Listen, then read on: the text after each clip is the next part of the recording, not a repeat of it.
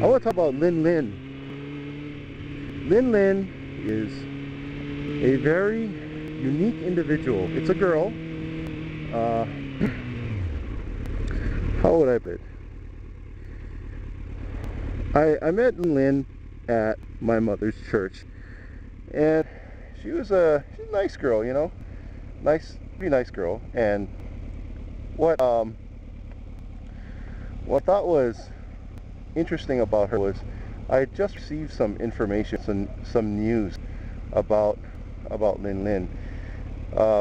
She's actually, you know, she's actually very beautiful. She's very pretty, but that's not why I'm singling out her and talk about her. What was really profound about this girl and what made her, what really, why I thought she was worth talking about, was because she had lived a very, she had lived a very, how do you say, a very true life.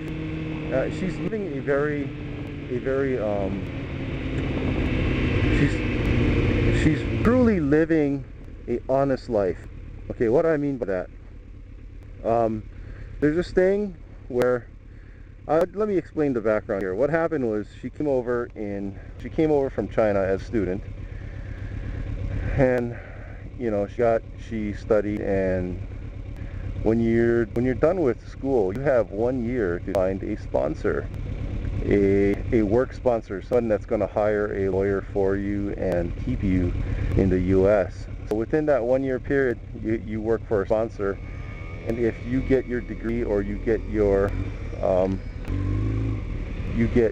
what you call, I mean, not degree, if you work for a year for a sponsor, in that period of time, if they want to keep you, and if the government allows, the U.S. government allows, you're allowed to stay in the U.S. as a permanent resident, So what happens is, basically, a lot of students come here, they stay here for a year, and I mean, after they graduate, they're allowed 1 year to work here, and they hope they find a employer that will sponsor them and get them a permanent residency. So a lot of them come here and end up staying here, you know, because that was part of their plan. So she basically did that, but she couldn't get residency because the U.S. government doesn't grant everyone residence. You know, they don't grant people citizenship just like that. It's very difficult because there's just many people trying to get in. So what she did was she decided, no, I'm not going back. There's no way I'm going to go back to China. All my friends have come to the U.S., they've studied, now they're happily married, have kids, and they're sending tons of money back at home. People look up to them, they can take care of their parents. And so that's the thinking there, right? Okay, so with that said, you know, she could have gone 3 routes, and she chose the hardest, which was actually an unlikely route that she didn't expect. She was basically coming here and going to just hang out and work and get paid under the table. That brings a whole bunch of can of worms too, because, you know, illegal labor, people pay under the table, and they get taken advantage of, no benefits, etc. The other thing was for her to find a husband and like a citizen and get married. But for her, you gotta remember, this girl is very beautiful. It's very easy for her to find a decent guy and get married and get her citizenship. But she chose not to, because for her religious reasons, you know, she wants to find the right one. And being in church, the church encouraged her to not live in darkness. Basically, as a Christian, you do not live in darkness, you live in the light. You don't live in fear, you don't live constantly running away from law. And yeah, that's what she was doing. She was running away from immigration, and she was just living that kind of life. And so finally, with a lot of encouragement, she ended up turning herself in, going into immigration office and just telling them, well, my visa is expired. I know it's been expired, but I don't want to go back because there's a lot of shame. And basically they denied her. They said, no, we're deporting you.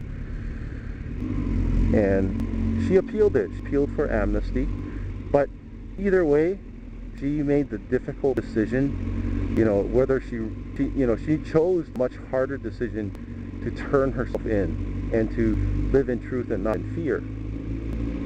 Now she's appealing amnesty. And what do they do with her? They don't let her go home. They put her in jail. They incarcerate her. So she's in a federal penitentiary. Believe it or not, and she turned herself in October, I believe. And she missed Thanksgiving, with her church. She missed Christmas, and she missed New Year's, and she's still there. She missed Easter. She was supposed to get her trial. When you appeal for amnesty, the judge weighs the circumstances and looks at the details, and there's people that evaluate the situation. So what happened was, here she is, incarcerated. And what happens is, here you are. Can you imagine if you got incarcerated? Let's say you've been there in jail for a week, a federal penitentiary for a week. Okay, so you can still keep yourself cheerful. And let's say 2 weeks, a month pass.